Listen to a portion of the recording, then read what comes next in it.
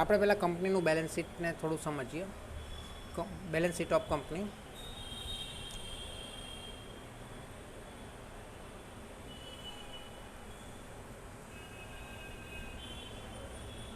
Balance sheet of a company.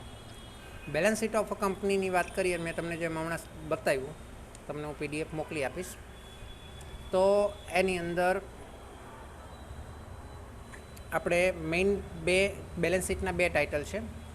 અને આપણે થોડું એને જેમ આપણે ફોર્મનું બનાવતા હતા ને એ રીતે આપણે જોઈએ લેફ્ટ સાઈડ અને રાઈટ સાઈડમાં. તો લેફ્ટ સાઈડની અંદર આપણે શું લખીએ?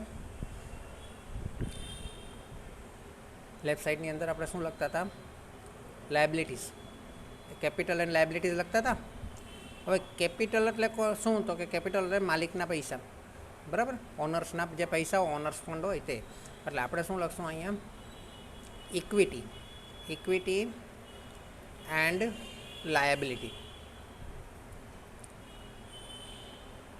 Liability, equity and liabilities. બહુ વચન આવે એટલે ES લગાડવો પડશે. ફોન આવ્યો છે. તો ઇક્વિટી એન્ડ લાયબિલિટીઝ. અને આપણે એસેટ સાઈડમાં આપણે શું લખશું? ખાલી એસેટ લખશું. શું લખશું? ખાલી એસેટ. મિલકતો, એસેટ્સ. ઇક્વિટી અને લાયબિલિટી. હવે ઇક્વિટી અહીંયા જો તમે હેડિંગ તો બે છે પણ વર્ડ 3 છે. એક ઇક્વિટી વર્ડ છે, બીજો લાયબિલિટી વર્ડ છે, અને ત્રીજો એસેટ વર્ડ છે. આ ત્રણનો અલગ અલગ મિનિંગ થાય છે. શું થાય? એસેટ એટલે તો મિલકતો, પણ મિલકતો એટલે શું? એસેટ એટલે શું?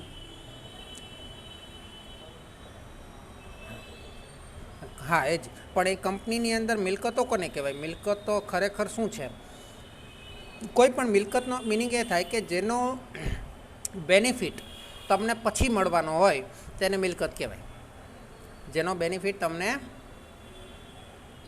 પછી મળવાનો છે, જો મળવાનો બાકી છે હે ને, તે મિલકત કહેવાય. હવે દાખલા તરીકે ફોર એક્ઝામ્પલ મેં મારા ક્લાસની અંદર બેન્ચીસ પરચેસ કરી, બરાબર? હવે બેન્ચીસ છે તો એનો આ વર્ષ 1 વર્ષ તો મારો યુઝ થઈ ગયો, બરાબર છે? હવે બેન્ચીસ મને હજુ કામ લાગશે કે નહીં લાગશે? તો નેક્સ્ટ યર પણ કામ લાગશે, એના પછી પણ કામ લાગશે. તો એ એસેટ છે, એને હું એસેટ કહી શકું કે હજુ મને એનો બેનિફિટ મળવાનો બાકી છે, બરાબર છે? એટલે કોઈ પણ ફર્નિચર હોય, જેનું પણ આપણે તમે વિચાર કરો તો જે પણ કંઈ આપણે મિલકતો, જેને પણ શબ્દ વાપરીએ મિલકતો, એ બધી વસ્તુનો બેનિફિટ આપણને પછી મળવાનો હોય તો એને આપણે એસેટ એટલે કે મિલકત કહી શકાય, બરાબર? લાયબિલિટી એટલે શું? દેવું.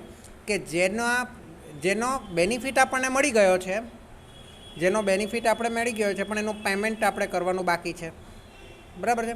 અથવા તો જેનું આપણે પેમેન્ટ કરવાનું બાકી છે, અથવા તો કોઈ વખત એવું થાય કે પેમેન્ટ આપણને મળી ગયું છે પણ આપણે બેનિફિટ આપવાનો બાકી છે. હા, એવું પણ થાય ને. તો એ બધું જ લાયબિલિટીમાં ગણાય. અને ઇક્વિટી એટલે શું? અહીંયા ઇક્વિટી એટલે કેપિટલ. અહીંયા ઇક્વિટી એટલે કેપિટલ સમજશું કે પણ અહીંયા છે ને કેપિટલ એટલે એક જ વ્યક્તિની મૂડી ના હોય, ઘણા બધા શેર હોલ્ડર્સ હોય, એ લોકોની મૂડી હોય, બરાબર છે? એટલે એ બધાને ઇક્વલી ડિસ્ટ્રીબ્યુટ કરેલા હોય નંબર ઓફ શેર સાથે, બરાબર છે? એટલે એને ઇક્વિટી વર્ડ યુઝ કરવામાં આવે. હવે આ 3 ટાઇટલ છે, એટલે 3 વર્ડ છે, સોરી.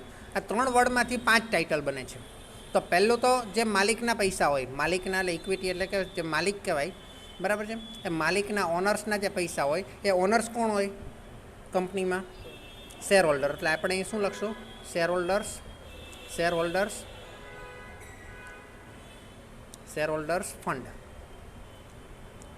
ઇક્વિટી એટલે શેર હોલ્ડર્સ ફંડ, બરાબર છે? પછી બીજું ટાઇટલ અને ત્રીજું ટાઇટલ છે લાયબિલિટીનું છે. પણ લાયબિલિટી 2 ટાઈપની હોય, હે ને? એક તો 1 યરથી મતલબ 1 વર્ષથી વધારે સમય માટે ને 1 વર્ષથી ઓછા સમય માટે. 1 વર્ષથી ઓછા સમયમાં આપણે જો કોઈને આપી દેવાના હોય, પૈસા ચૂકવવાના હોય, તો એને આપણે શું કહીશું? Current liability. શું કહીશું? Current liability.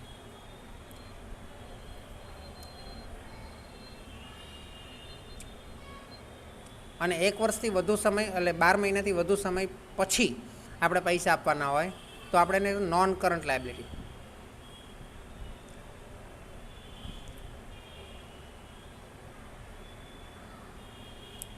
ક્લિયર?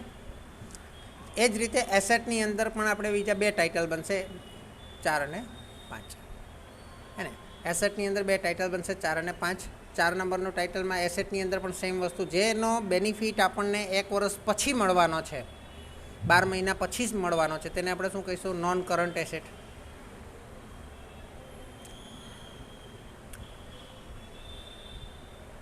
અને જેનો બેનિફિટ આપણને 12 મહિનાની અંદર મળી જવાનો હોય તેને આપણે શું કહીશું?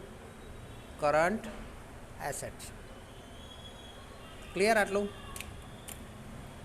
આ 5 ટાઇટલ જો સમજ પડે તો પછી એની અંદરના ટોટલ 20 ટાઇટલ છે. કેટલા છે? હવે એ 20 ટાઇટલને આપણે નંબરની સાથે યાદ રાખશું, નંબરની સાથે, હે ને? ધીરે ધીરે યાદ રહી જશે. 2-3 દિવસ હું કરાવીશ ને એટલે ઓટો બધું જ યાદ રહી જશે. હવે કરીએ આગળ. ઓકે, ચાલો.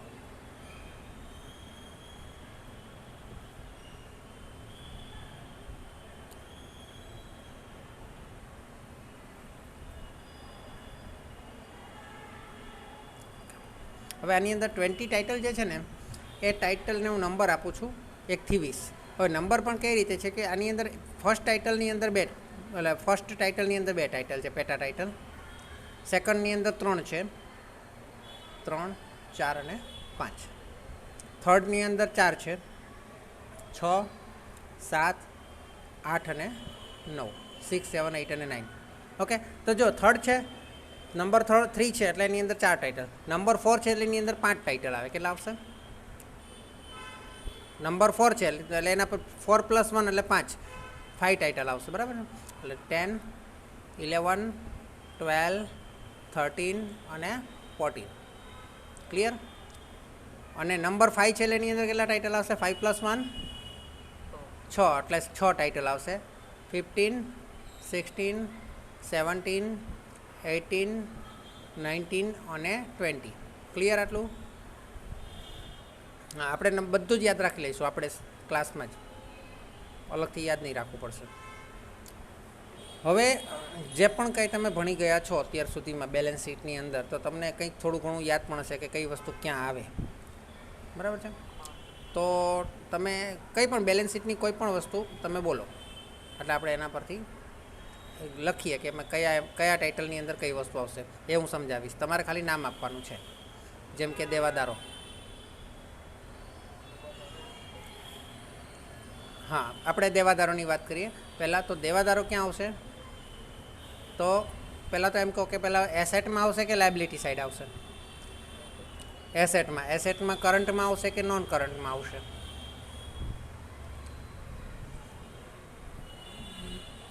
દેવાદારો પાસે તમને ક્યારે પૈસા મળે?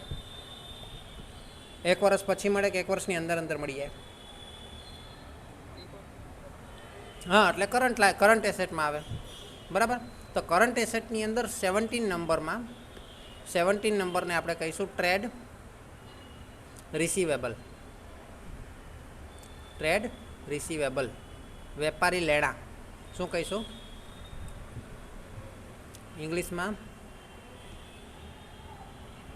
Trade receivable. બરાબર છે? હવે ટ્રેડ રિસીવેબલ છે. ટ્રેડ રિસીવેબલની અંદર 2 વસ્તુ આવે. એક તો દેવાદારો એટલે કે ડેટર્સ આવે, અને બીજું આવે હુંડી. હુંડી એટલે લેણી હુંડી. લેણી હુંડી એટલે હા, બિલ રિસીવેબલ. ટ્રેડ શું આવશે એની અંદર? એક તો ડેટર્સ આવશે. ડેટર્સ એટલે દેવાદારો, અને બીજું લેણી હુંડી એટલે કે બિલ. હુંડીને બિલ કહેવાય ઇંગ્લિશમાં, બિલ રિસીવેબલ. બરાબર છે? બધું જ મારા પહેલાં પીડીએફની અંદર આપેલું છે, હું બતાવીશ તમને. હવે બીજું શું આવે બોલો? બેલેન્સ શીટની અંદર બીજું કોઈ વિગત બોલો.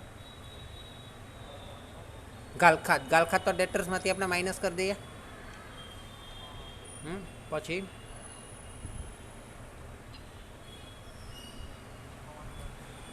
ચૂકવવાનું બાકી. ચૂકવવાનું બાકી હોય તો જો 2 વસ્તુ છે. ચૂકવવાનું બાકી છે ને, 1 વર્ષથી વધુ સમય માટે ચૂકવવાનું બાકી હોય તો આપણે 3 નંબરમાં આવશે, અને 1 વર્ષથી ઓછા સમય માટે ચૂકવવાનું હોય, સોરી, આપણે 4માં આવે, અને 1 વર્ષથી ઓછા સમયની અંદર ચૂકવવાનું બાકી હોય તો 8 નંબરમાં આવશે, જેને આપણે કહીશું other current liability. Okay okay next.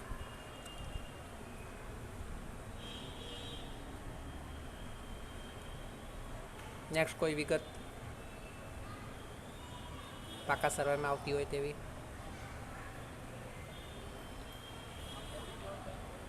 કોઈ પણ તમને જે યાદ આવે તે. પાઘડી, વેરી ગુડ. પાઘડી પેટર્ન ટ્રેડમાર્ક કોપીરાઇટ 11 નંબરમાં આવશે. 11 નંબરને આપણે શું કહીશું? ઇનટેન્જિબલ એસેટ. ઇનટેન્જિબલ એસેટ એટલે કે અદ્રશ્ય મિલકતો, બરાબર છે. ઇનટેન્જિબલ ફિક્સ એસેટ આખું નામ આપશું એને, ઇનટેન્જિબલ ફિક્સ એસેટ. Okay next. હા, ટેન્જિબલ દ્રશ્ય, tangible fix asset. Okay next.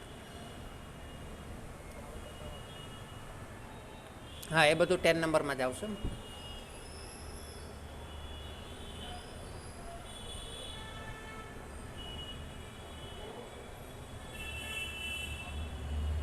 વીમા પ્રીમિયમ જો છે ને એ આપણું એક્સપેન્સ કહેવાય, એ આપણે પ્રોફિટ એન્ડ લોસમાં આવે, એટલે કે નફા નુકસાન ખાતામાં.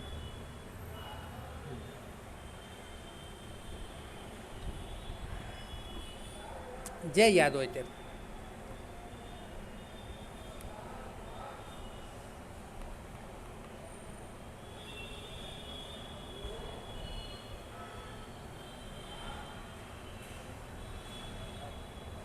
નો પ્રોબ્લેમ, કોઈ પ્રોબ્લેમ નહીં.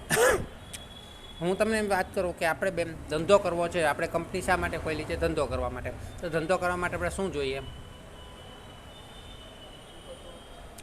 મિલકતો જોઈએ. બીજું શું જોઈએ? રોકડ જોઈએ. રોકડ અને બેંક એ ક્યાં આવશે? 18. રોકડ અને બેંક હે ને, એટલે આપણે રોકડ અને રોકડ સમકક્ષ 18 નંબરમાં, 18 નંબરમાં કેશ એન્ડ કેશ ઇક્વિવેલન્ટ.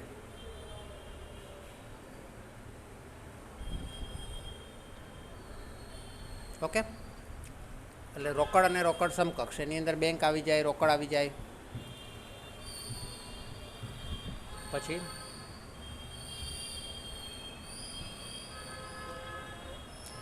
લેણદારો આમાં આવશે 7 નંબરમાં. જેને 17માં ટ્રેડ રિસીવેબલ છે તો 7 નંબરમાં ટ્રેડ પેએબલ આવશે. ટ્રેડ પેએબલ એટલે આપણે જે ચૂકવવાના છે તેમ. ઓકે, શરૂઆતનો સ્ટોક તો વેપાર ખાતામાં એટલે કે ટ્રેડ એકાઉન્ટમાં આવે, પણ આખરનો સ્ટોક આપણે પાકા સર્વેમાં લખીએ ને એની બીજી એન્ટ્રી કરીએ હે ને, તો એ આપણે 16 નંબરમાં આવશે. મટીરિયલ, માલ સામાન, મટીરિયલ કહેવાય ને, શું કહેશું? મટીરિયલ. પછી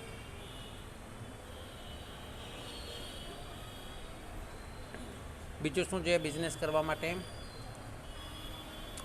બિઝનેસ કરવા માટે આપણી પાસે પૂરતા પૈસા હોય, ન ઘટે તો શું કરીએ? એટલે લોન લઈએ.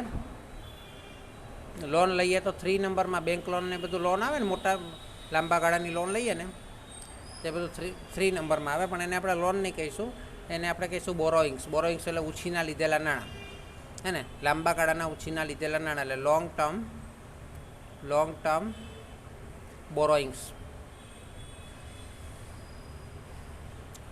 બરાબર. પણ આપણે ઘણીવાર એવું થાય કે લાંબા ગાળા માટે લોન નહીં લેવી પડે, ટૂંકા ગાળા માટે લેવી પડે, જેમ કે બેંક ઓવરડ્રાફ્ટ લેવું પડે, તો એને શોર્ટ ટર્મ બોરોઈંગ્સ કહેવાય. કરંટ લાયબિલિટીમાં આવે. ક્યાં આવે? Short term બોરોઈંગ્સ. ક્લિયર આટલું? અચ્છા, હવે પણ આપણી પાસે પોતાના પૈસા બી તો હોવા જોઈએ ને. આ તો બીજેથી ઉછીના લીધા. પોતાના પૈસા હોય તો એને આપણે શું કહીએ? મૂડી કહીએ ને, કેપિટલ. પણ અહીંયા તો કંપની છે એટલે શેર મૂડી એટલે કે શેર કેપિટલ હોય. શું હોય? ફર્સ્ટ નંબરમાં શેર કેપિટલ આપણે લખીએ. ઓકે, અને ઘણીવાર એવું થાય કંપનીમાં જે પ્રોફિટ વધે તો પછી એની શું કરે? અનામત રાખે. અનામત રાખે તો એ 2 નંબરમાં લખાય. અનામતને ઇંગ્લિશમાં કહેવાય રિઝર્વ્સ. શું કહેવાય? Reserves and surplus. સરપ્લસ એટલે વધારો, નફો. બરાબર. તો આટલું મેઇન વસ્તુ થઈ ગઈ તમારી, બરાબર છે. ઓકે, હવે ઘણીવાર એવું થાય કંપની પાસે વધારના પૈસા પડ્યા હોય ને તો એના બીજી કંપનીના શેર ખરીદી લે, બીજી કંપનીના ડિબેન્ચર ખરીદી લે, અથવા તો કોઈ બીજી જગ્યાએ ઇન્વેસ્ટ કરે, હે ને. તો એ આપણું ઇન્વેસ્ટમેન્ટ કહેવાય. ઇન્વેસ્ટમેન્ટ ક્યાં આવશે? 12 નંબરમાં. લોંગ ટર્મ ઇન્વેસ્ટમેન્ટ ક્યાં આવશે? લોંગ ટર્મ ઇન્વેસ્ટમેન્ટ 12 નંબરમાં. અને શોર્ટ ટર્મ હોય તો એક જ વર્ષની અંદર વેચી દેવાય તેવા ઇન્વેસ્ટમેન્ટ હોય તો 15 નંબરમાં. Very good. કરંટ એસેટમાં શોર્ટ ટર્મ એસેટ્સ. ક્લિયર? હવે શું બાકી રહી ગયું? 13, 14, 4, 5, 9, 19, 20 આટલી વસ્તુ બાકી રહી ગઈ. તો એની અંદર શું આવશે? બોલો. કરવેરાની જોગવાઈ. કરવેરાની જોગવાઈ. હવે છે ને જોગવાઈ શબ્દ છે ને એ દેવું નથી. આપણે છે ને બે શબ્દ ભણી ગયા, એક તો દેવું અને બીજું જોગવાઈ. જોગવાઈ અને દેવું આ બંને અલગ વસ્તુ છે. દેવાને આપણે લાયબિલિટી કહેવાય, હે ને, અને જોગવાઈને આપણે કહીશું પ્રોવિઝન્સ. આ બંને વચ્ચે શું ફરક છે?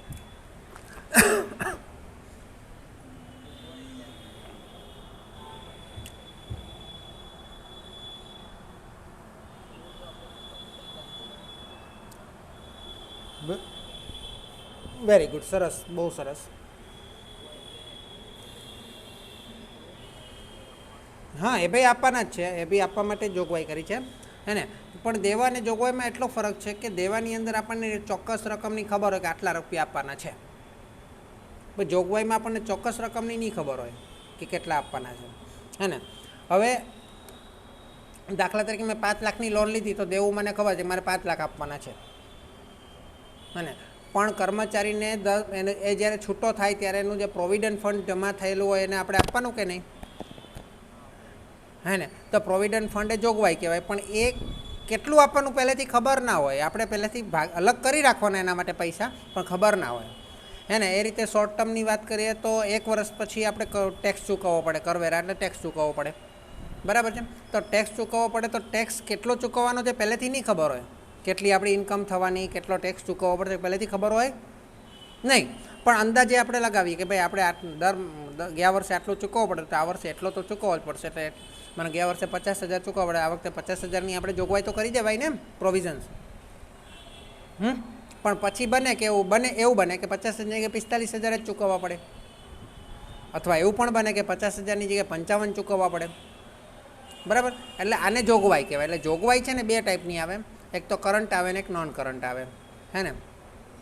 એટલે લોંગ ટર્મ એ આપણે લાસ્ટમાં લખવાનું. લાયબિલિટી હોય ને, લાયબિલિટીમાં છેલ્લો નંબર જોગવાઈનો હોય, પ્રોવિઝનનો. એટલે કે નોન કરંટની અંદર છેલ્લો નંબર કયો છે? 5 નંબર, હે ને. તો એની અંદર આપણે શું લખશું? Long term provision. જેમ કે પ્રોવિડન્ટ ફંડ છે, ઓકે. અને 9 કરંટ લાયબિલિટીમાં છેલ્લો નંબર 9 છે, એની અંદર શોર્ટ ટર્મ પ્રોવિઝન, જેમ કે ટેક્સેશન, પ્રોવિઝન ફોર ટેક્સેશન એટલે કરવેરાની જોગવાઈ. ડિવિડન્ડ, કંપનીને નફો થાય તો નફામાંથી એ ડિવિડન્ડ ચૂકવે ને, હે, તો એનું પણ પ્રોવિઝન કરી રાખવું પડે. એ પણ 9 નંબરમાં જ આપે, ઓકે. પ્રપોઝ ડિવિડન્ડ કહેવાય, સૂચિત ડિવિડન્ડ કહેતા હતા ગુજરાતીમાં. હજુ 1, 2, 4, 5 વસ્તુ રહી ગઈ, 5 વસ્તુ રહી ગઈ છે, હે ને. તો તમે એમ કીધું કે ચૂકવવાના બાકી હતા, તો આપણે ક્યાં લખેલા? 8 નંબરમાં લખેલા, હે. એ રીતે મળવાના બાકી હોય તો 20 નંબરમાં લખાશે. અને હવે જે છેલ્લો નંબર બચ્યો ને, છેલ્લો નંબર, એ બધું અધર આવશે. શું આવશે? અધર. દાખલા તરીકે અહીંયા 8 નંબરમાં છેલ્લો નંબર અધર કરંટ લાયબિલિટી, અહીંયા કરંટ એસેટમાં છેલ્લો નંબર અધર, અને એનું મેઇન હેડિંગ શું છે? Current asset.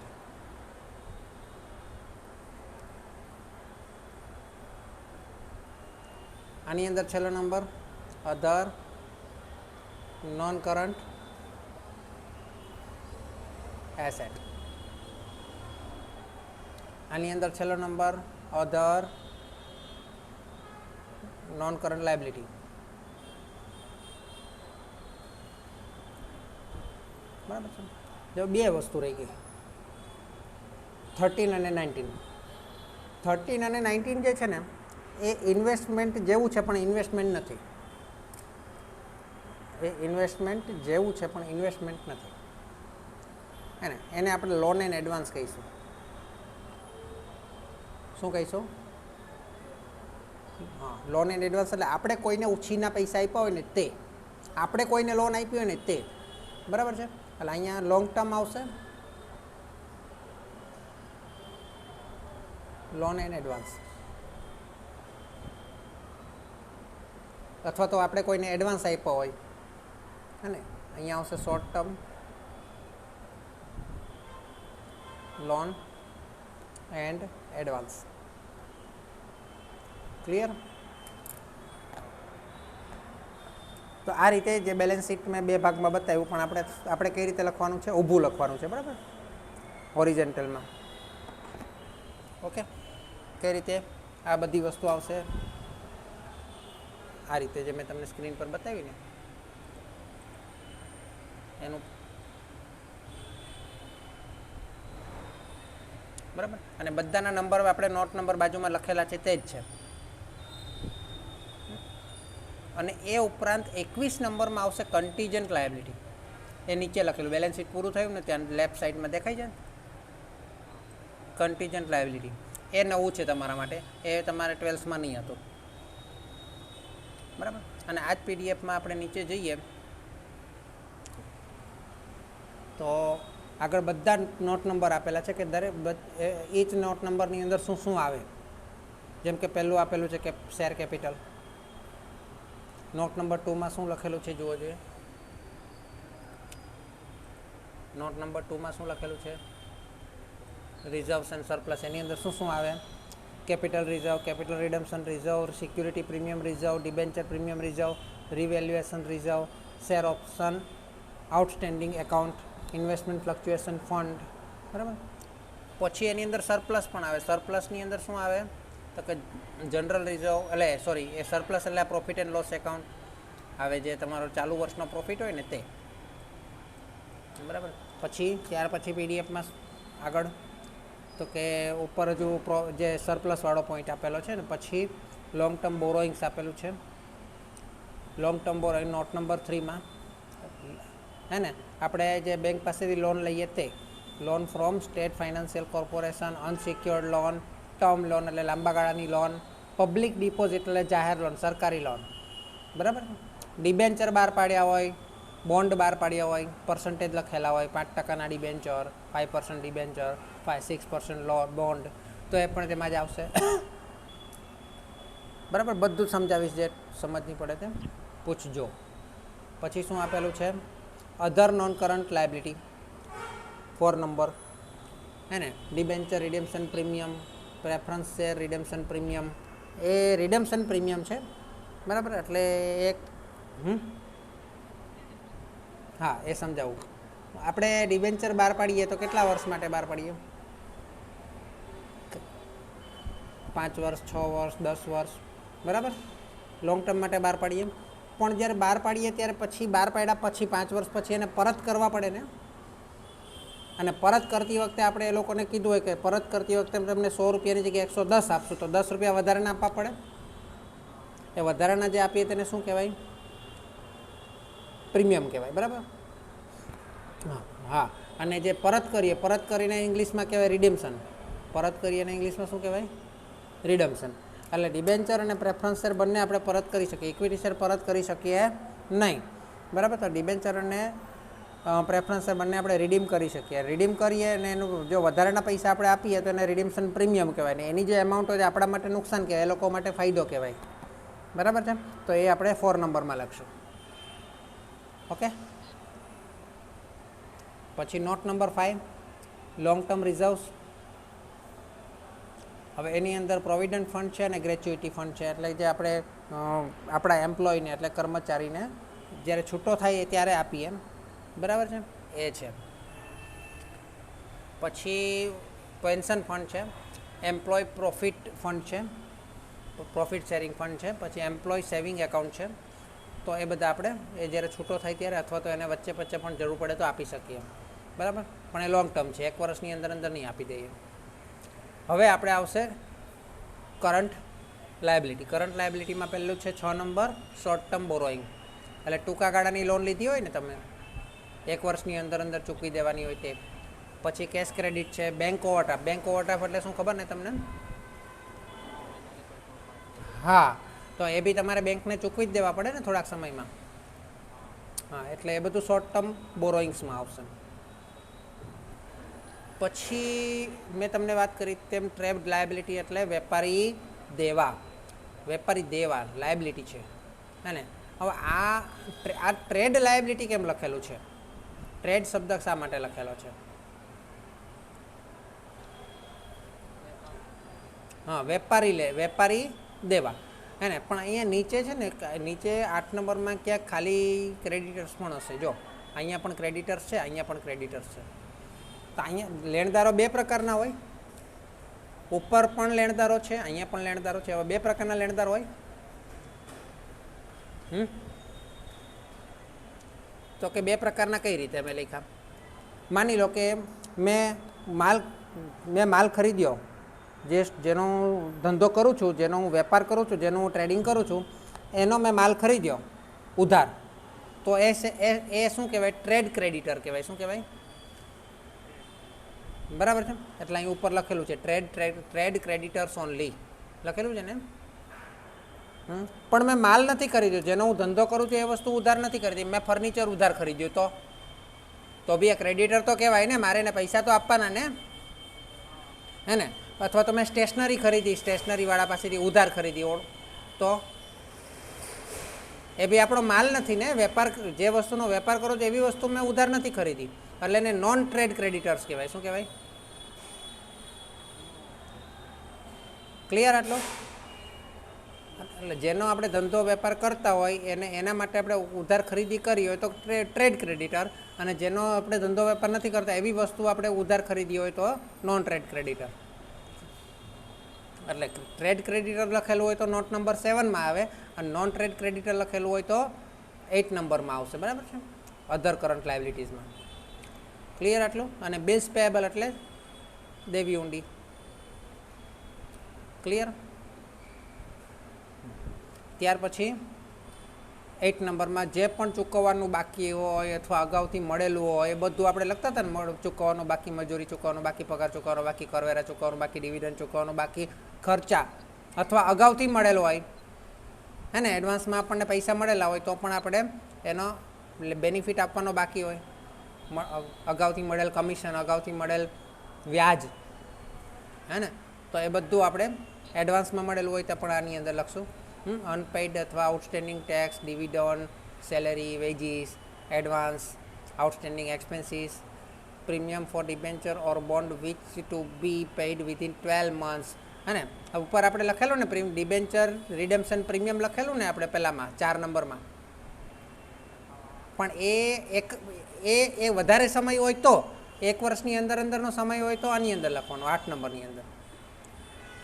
અને આપણે 5 વર્ષ પછી રિડીમ કરવાના હોય, બરાબર, તો આપણે 4 નંબરમાં લખવાનું. 1 જ વર્ષમાં રિડીમ કરી દેવાનો આવી ગયો તો, ટાઈમ આવી ગયો તો એને અહીંયા લઈ આવવાનું 8 નંબરમાં. પછી share calls receive in advance. ઘણીવાર આપણે પહેલાં શેરના હપ્તા મંગાવીએ ને, પહેલો હપ્તો, બીજો આપણે અરજી વખતે, મંજૂરી વખતે પ્રથમ હપ્તો, બીજો હપ્તો, હે ને. હવે એ ઘણીવાર એવું થાય કે અમુક લોકો એડવાન્સમાં હપ્તો ભરી દે. અરજી વખતનો તો ભરી દે, મંજૂરી વખતનો ભરી દે, ને પ્રથમ હપ્તાનો ભરી દે, ને છેલ્લા હપ્તાનો ભરી દે. તો શું કહેવાય એને? કે શેર કોલ્સ એટલે કે હપ્તો રિસીવડ ઇન એડવાન્સ. એ પણ અહીંયા જ આવશે. કસ્ટમર પાસેથી એડવાન્સ મેળવે એ પણ અહીંયા જ લખવાના, હે ને. ડિબેન્ચરનું વ્યાજ કે બોન્ડ કે લોનનું વ્યાજ ચૂકવવાનું બાકી હોય તો એ પણ અહીંયા જ લખવાનું 8 નંબરમાં. ક્લિયર એટલું? ચલો આગળ વધીએ. Short term provision. Short term provision તો આપણે સમજી ગયા. Provision four tax, provision for dividend અથવા એનાઉન્સડ અથવા તો પ્રપોઝ ડિવિડન્ડ.